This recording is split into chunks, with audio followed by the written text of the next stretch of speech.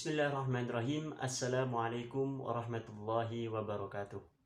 Alhamdulillahirrabbilalamin. Assalatu wassalamu ala asrafil anbiya wal mursalin Sayyidina Muhammadin wa ala alihi wa sahbihi ajma'in. Amma ba'du. Sebelumnya, aku perkenalkan terlebih dahulu. Nama aku Ryoga Francis Setiawan, NIM T 2019-1053. Untuk video kali ini, pastinya untuk menjelaskan tentang beberapa pembahasan yang mana pembahasan adalah terjemah Al-Quran yang diampu oleh Bapak Bahrul Munib.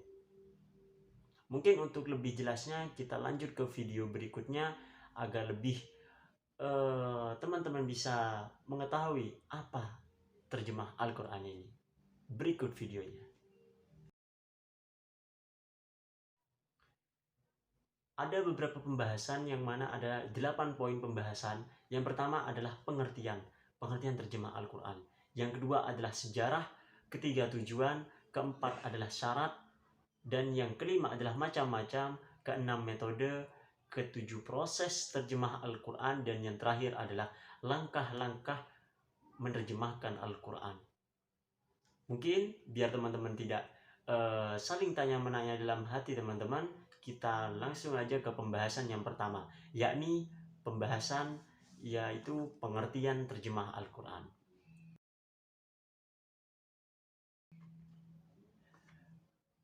Pengertian terjemah Al-Quran mungkin masih kurang dalam wawasan apa sih terjemah Al-Quran gitu ya. Jadi aku coba untuk memecah dua kata ini. Yang pertama adalah terjemah dan yang kedua adalah Al-Quran. Kita harus mengetahui terlebih dahulu apa arti terjemah. Banyak para pendapat yang menjelaskan terjemah adalah, secara singkatnya, terjemah bisa dikatakan seperti mengalih bahasakan bahasa awal ke bahasa yang ingin diterjemahkan. Itu secara singkatnya. Sebenarnya ada beberapa pendapat yang menjelaskan tentang terjemah. Yang pertama seperti menurut Anwar Nurul Yamin berpendapat bahwasanya terjemah adalah mengganti bahasa awal ke bahasa yang ingin diterjemahkan oleh penerjemah. Ada yang menjelaskan pula terjemah adalah menjelaskan apa yang diinginkan oleh kalimat bahasa asalnya, bahkan detail-detail teks aslinya untuk dialih bahasakan ke dalam teks penerjemah. Selain daripada itu juga, dalam pengertian yang luas adalah mengacu pada proses pengalihan atau suatu kegiatan mengalih bahasakan atau mengganti dari bahasa awal yang awalnya bahasa Arab ke bahasa Indonesia. Itu secara luas pengertian tentang terjemah. Dan yang kedua adalah pengertian tentang Al-Quran, yang mana tidak asing lagi bagi teman-teman apa Al-Quran itu. Yang pastinya adalah Al-Quran adalah kitab suci dari Allah Subhanahu wa Ta'ala. Ada beberapa pendapat yang menjelaskan tentang secara bahasa Al-Quran ini adalah sebuah bacaan, karena ada yang mengatakan Al-Quran berasal dari kata qara'a yaqra'u Qur'anan, yang artinya adalah bacaan. Itu secara bahasa. Ada pula secara istilah, sebagaimana menurut dari Az-Zujaj menjelaskan bahwa kata Al-Quran merupakan kata sifat yang berasal dari kata dasar al-qor yang artinya menghimpun. Itu masih secara bahasa. Kalau secara istilah, menurut Ali As-Sabuni, Al-Quran adalah firman Allah Subhanahu wa Ta'ala yang diturunkan kepada Nabi Muhammad SAW melalui malaikat Jibril, yang ditulis dalam mushaf yang diawali dari surah Al-Fatihah, diakhiri dengan surah An-Nas, dan membacanya mendapatkan pahala. Ada beberapa poin penting di sini. Ada tiga poin. Yang pertama adalah Al-Quran adalah firman Allah atau wahyu yang memang itu diturunkan kepada Nabi Muhammad. Dan yang kedua adalah Al-Quran adalah mukjizat yang tiada bandingnya dengan mukjizat yang lainnya. Manusia saja pernah, atau semua makhluk pernah difirmankan dalam Al-Quran, Allah menantang semua makhluk untuk membuat Al-Quran. Meskipun satu ayat pun semua makhluk tidak bisa menandingi tentang Al-Quran. Oleh karena itu, Al-Quran adalah mukjizat yang memang diturunkan kepada Nabi Muhammad. Dan itu adalah kitab yang terakhir, di mana kitab-kitab yang terdahulu seperti kitab Taurat, kitab Zabur, dan kitab Injil. Karena Al-Quran adalah menyempurnakan kitab-kitab yang terdahulu. Dan yang ketiga adalah Al-Quran diturunkan secara mutawatir, yang mana Al-Quran ini tidak diturunkan secara seperti apa yang kita baca, seperti apa yang kita lihat sekarang ini Al-Quran, melainkan diturunkan secara berkesinambungan selama kurang lebih 22 tahun, 2 bulan, 22 hari. Ada yang berpendapat pula mengatakan 23 tahun, 2 bulan, 22 hari. Dan yang keempat adalah membaca Al-Quran bernilai pahala. Bukan hanya membaca, sebenarnya kita melihat, kita memegang, kita mencium, kita mendengarkan bacaan Al-Quran itu sudah bernilai pahala.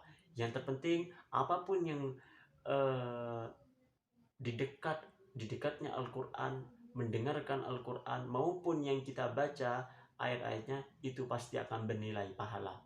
Itu adalah poin penting dari Al-Quran. Dan yang kita lanjut ke pembahasan yang selanjutnya. Tetapi sebelum aku lanjut ke pembahasan selanjutnya, aku jelasin secara sambungannya ini ya, terjemah Al-Quran. Tadi sudah dijelaskan secara kata per kata. Jadi dapat kita simpulkan bahwasanya terjemah Al-Quran adalah mengalih bahasakan atau mengganti bahasa Al-Quran ke bahasa yang ingin diterjemahkan. Itu secara singkatnya dan sederhananya. Oke, kita lanjut ke pembahasan yang kedua. Pembahasan yang kedua adalah sejarah terjemah Al-Quran, yang mana dalam sejarah ini dapat kita deskripsikan, tetapi kita dapat menjelaskan secara singkat saja. Ada 4 tahap atau 4 cerita. Yang pertama adalah terjemah Al-Quran dalam kaum orientalis. Kaum orientalis di sini kaum yang mana itu ingin menandingi kepada kaum muslimin. Pada masa kebangkitan Islam di negara Eropa, pada masa kegelapan yang dipenuhi oleh kehidupan agama di Timur Tengah, keadaannya seperti itu sampai berabad-abad. Setelahnya mereka yakin bahwasanya musuh mereka itu kaum orientalis, musuh yang memang tidak bisa ditandingi adalah kaum muslimin dari bangsa Arab yang selalu meyakinkan Al-Quran atau berpegang teguh pada Al-Quran. Sejak itulah para cendekiawan Nasrani itu mulai menerjemahkan Al-Quran ke bahasa Latin, karena agar tujuannya itu ingin menandingi kaum muslimin kisaran tahun 1135 Hijriah. Dan yang kedua, tahapan yang kedua adalah terjemahan yang dilakukan kelompok Ahmadiyah.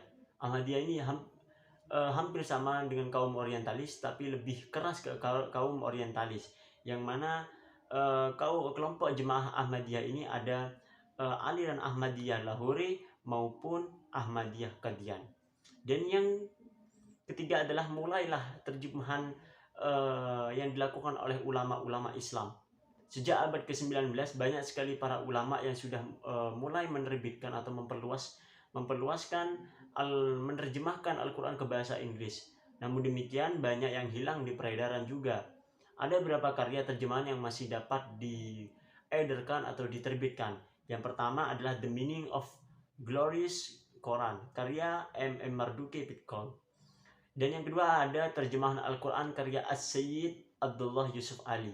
Dan yang ketiga ada terjemahan Muhammad Asad yang berjudul The Message of the Quran. Setelah itu barulah mulai ada terjemahan dalam bahasa Indonesia. Mungkin aku lebih jelaskan ke terjemahan bahasa Indonesia. Terjemahan Al-Quran ke bahasa Indonesia awalnya diterjemahkan oleh salah satu tokoh yang bernama Abdul Rauf Singkil yang memang berasal dari Aceh, lebih tepatnya di daerah Singkil pada abad 17. Namanya memang Abdullah Singkil ya. Beliau sudah menerjemahkan Al-Quran ke bahasa Melayu hingga 612 halaman. Dan terjemahannya itu tiba-tiba mulai hilang dikarenakan ada faktor utama yang mengatakan ada pengharaman untuk menerjemahkan Al-Quran. Sampai akhirnya mulailah muncul ulama-ulama yang mencoba untuk melanjutkan perjuangan As-Singkil untuk menerjemahkan Al-Quran, yaitu Mahmud Yunus. Ada beberapa karya yang sudah diedarkan pada zaman itu. Yang pertama adalah Tafsir Al-Quran Al-Karim, yang kedua ada Tafsir Al-Furqan, ketiga ada Tafsir Quran karya Haji Zainuddin, dan yang terakhir adalah Al-Quran Terjemah Indonesia. Dalam hal ini dapat disimpulkan bahwa sejarah penerjemahan Al-Quran di Nusantara itu dimulai dari Abdul Rauf Singkil, yang mulailah para ulama-ulama itu mencoba untuk melanjutkan perjuangan estafet dari Abdul Rauf Singkil ini. Oke, itu pembahasan yang kedua. Pembahasan yang ketiga adalah tujuan terjemah Al-Quran, yang mana pasti secara singkatnya tujuan terjemah Al-Quran adalah agar bisa memahami dan mengerti para kaum awam, para masyarakat yang masih belum mengetahui atau mengerti tentang bahasa Al-Quran. Jadi tujuannya terjemah Al-Quran adalah agar mengetahui dan mengerti tentang apa yang ada di dalam Al-Quran. Seperti itu tujuan terjemah Al-Quran. Dan yang keempat adalah syarat-syarat terjemah Al-Quran. Syarat-syarat terjemah Al-Quran di sini ada beberapa syarat yang harus diperhatikan. Yang pertama adalah setiap kandungan ayat secara lahiriah, yang mana naskah asli atau naskah terjemah harus diperhatikan dengan jeli. Yang kedua adalah memilih padanan makna seakurat mungkin dan idham yang tepat untuk mengalih bahasakannya. Dan yang ketiga, ada terjemah Al-Quran harus dibawa oleh pengawasan para ahli yang memiliki pengawasan cukup dalam bidang bahasa, terutama dalam bidang bahasa Arab. Dan yang keempat, ada tidak menggunakan istilah-istilah ilmiah yang sudah dipahami. Selain syarat-syarat menerjemahkan Al-Quran, ada pula syarat-syarat penerjemah. Yang pertama adalah pastinya penerjemah seorang muslim. Tidak mungkin ke penerjemah Al-Quran dari non-muslim, karena non-muslim tidak mempercaya Al-Quran. Kedua, penerjemah harus seorang adil dan terpercaya. Ketiga, penerjemah Al-Quran harus memiliki akidah yang kuat atau kepercayaan, keyakinan kepada Allah Subhanahu wa Ta'ala maupun kepada makhluknya, itu memiliki akidah yang sangat kuat. Dan keempat, ada penerjemah bisa menguasai dengan baik di bidang dua bahasa itu. Yang pertama adalah bidang bahasa Arab atau bahasa asal dari Al-Quran. Yang kedua adalah bahasa yang ingin diterjemahkan.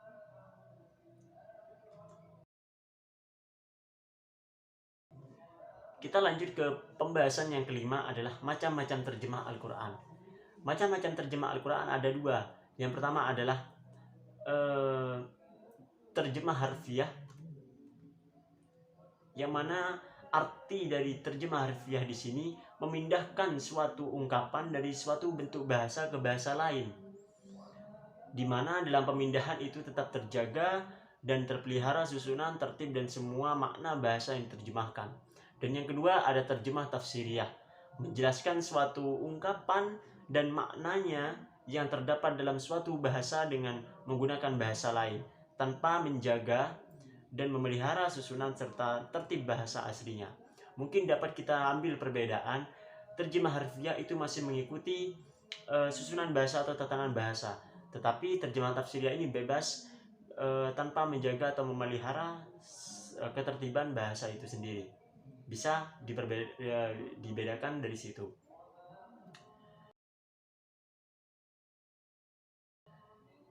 Barulah kita memulai ke pembahasan yang selanjutnya adalah metode. Yang mana di sini metodenya adalah strategi atau cara untuk menerjemahkan Al-Quran. Yang pertama kita harus mengetahui dulu macam-macam penerjemahan, yaitu penerjemahan kata per kata, yakni metode ini lebih spesifik ke setiap kata. Kedua, penerjemahan harfiah. Ketiga, penerjemahan setia, yang mana makna kontekstualnya tetapi masih dibatasi dengan struktur gramatikal bahasa. Dan yang keempat adalah penerjemahan semantis. Penerjemahan ini lebih lentur karena dapat dikompromikan dengan struktur gramatikal bahasa sasaran. Dan yang kelima ada penerjemahan adaptasi, yang mana adaptasi merupakan metode yang sangat bebas. Tetapi ada beberapa metode penerjemahan Al-Quran yang lebih berkembang di masyarakat. Yang pertama adalah metode Granada. Metode di sini menerjemahkan Al-Quran dengan menghitung huruf. Dengan cara menghitung huruf ini akan didapatkan akar kata dari setiap potong kalimat dari teks yang berharokat. Dan yang kedua ada metode tikror, yang mana secara bahasa tikror artinya pengulangan. Lebih tepatnya dalam metode ini adalah mengulang terus menerus hingga semakin banyak mengulang semakin cepat bisa.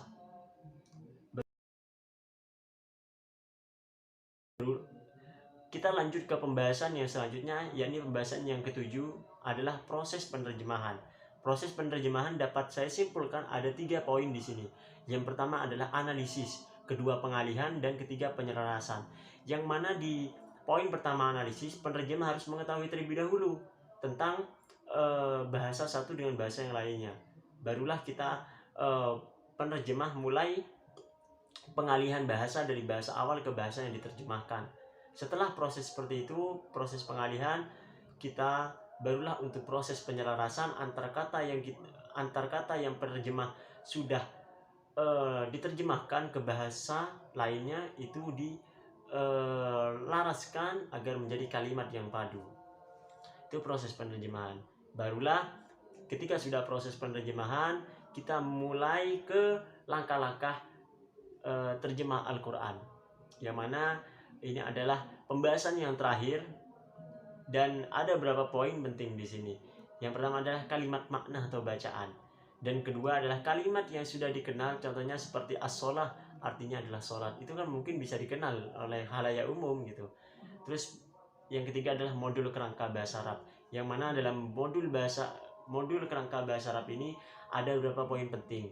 Yang pertama adalah kata sambung, yang kedua isim tetap atau isim yang tidak bisa dirubah, ada isim isyarah, isim mausul, dan yang terakhir adalah isim istifham. Mungkin itu yang poin-poin penting dari langkah-langkah. Sudah mulai ada di akhir pembahasan. Kurang lebihnya saya mohon maaf yang sebesar-besarnya jika ada kata yang salah dalam video kali ini. Intinya tetap berproses. Semoga video ini bermanfaat bagi teman-teman semuanya. Terima kasih. Wassalamualaikum warahmatullahi wabarakatuh.